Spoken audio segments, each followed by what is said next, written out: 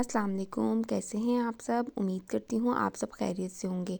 आज मैं आपके साथ एक देसी डिश की रेसिपी शेयर करने लगी हूँ। सरसों का साग ये हर घर में ज़रूर बनाया जाता है और हर घर में बहुत ही शौक़ से खाया जाता है। तो मैंने कहा चलिए मैं आपके साथ इसकी रेसिपी शेयर करती हूँ। तो चलिए हम सरसों के साग को बनाना शुरू करते हैं।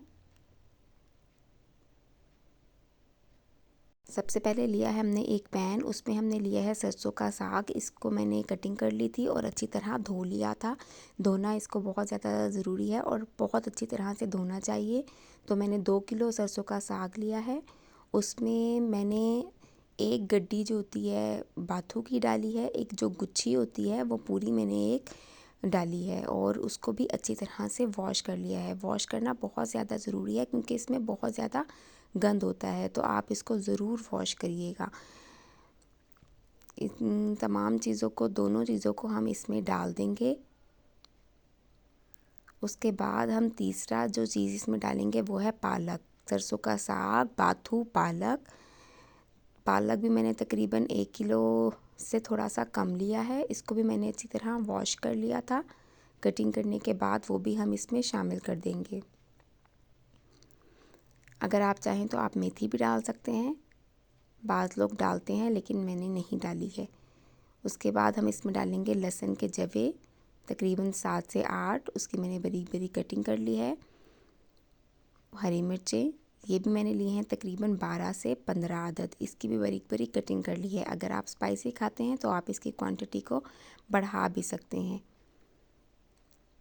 थोड़ी सी मैं जब इसको ग्राइंड करेंगे, जब हम इसको मैश करेंगे साग को, तो थोड़ी सी हरी मिर्चें मैं ऊपर से भी शामिल करूँगी। उसके बाद हम इसमें 1 टीस्पून नमक शामिल करेंगे।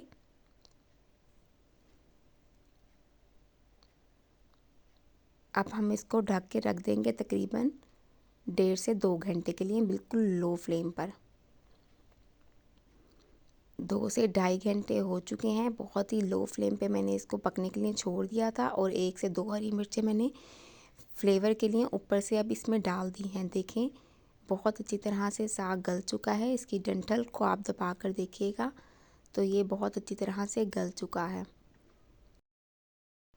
चलिए अब हम इसको घोट लेंगे। मैं इसको हैंड ब्लेंडर से घोट रही हूँ। अगर आपके पास हैंड ब्लेंडर नहीं है तो आप जो लकड़ी का होता है घोटना, आप उसकी मदद से भी इसको अच्छी तरह से घोट सकते हैं। मेरे पास हैंड ब्लेंडर था तो मैंने इसका इस्तेमाल कर लिया। अगर आपके पास वो नहीं है तो आप इसको ग्राइंडर में भी घोट सकते हैं। हमने इसको अच्छी तरह से मैश कर लेना है, इसकी डंठल वगैरह ताकि ख़त्म हो जाए।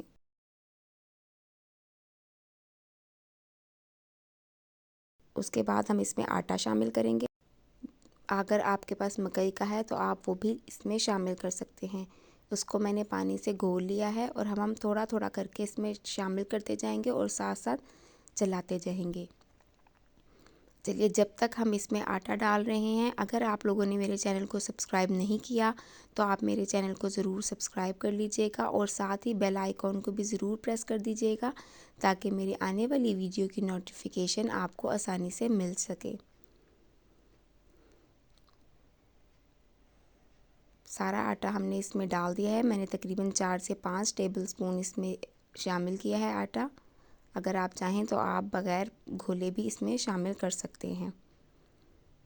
देखिए आटा डालते ही इसमें बहुत अच्छी सी एक शाइन आ चुकी है।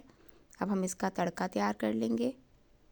अगर आप चाहें तो आप ऑयल की जगह देसी घी भी ले सकते हैं, उससे भी बहुत फ्लेवर जो है वो बढ़ जाता है। साथ में थोड़ा सा मक्खन डालूँगी, बाद में भी हम मक्खन का इस्तेमाल करेंगे।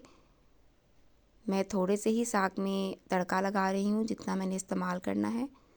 अब इसमें लहसुन डालेंगे 3 से 4 जवे।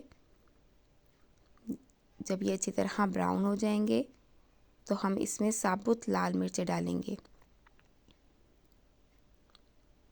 मैंने 5 अदद इस्तेमाल की हैं। अच्छी तरह इसको कलर आने देंगे। जैसे ही ये ब्राउन हो जाएंगी हम इसमें साग को शामिल कर देंगे। मैं इसी में साग को डाल लूँगी ताकि वो भी अच्छी तरह से गर्म हो जाए। जितना आपने खाना है आप उतना डाल लें या आप पूरे साग में भी तड़का लगा सकते हैं।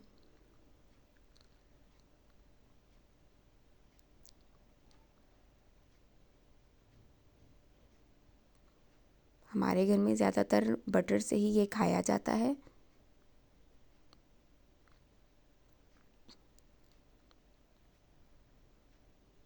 बहुत ही ज़्यादा मज़े का साग तैयार हो चुका है। चलिए अब हम इसे निकाल लेते हैं।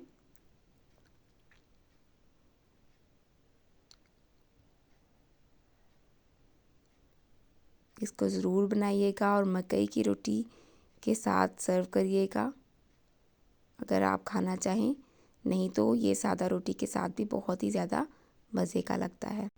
अब मैं आपको इसको टेस्ट करके बताती हूँ कि ये किस तरह का बना है। माशाल्लाह, ये बहुत ही ज़्यादा मज़े का बना है।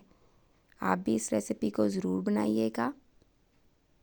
अगर आपको मेरी ये सरसों के साग की वीडियो अच्छी लगी है, मेरी वीडियो को लाइक करिएगा, मेरे चैनल को ज़रूर सब्सक्राइब करिएगा। इंशाल्लाह ताला फिर मिलूँगी नेक्स्ट वीडियो में। जब तक के लिए अल्लाह हाफ़िज़।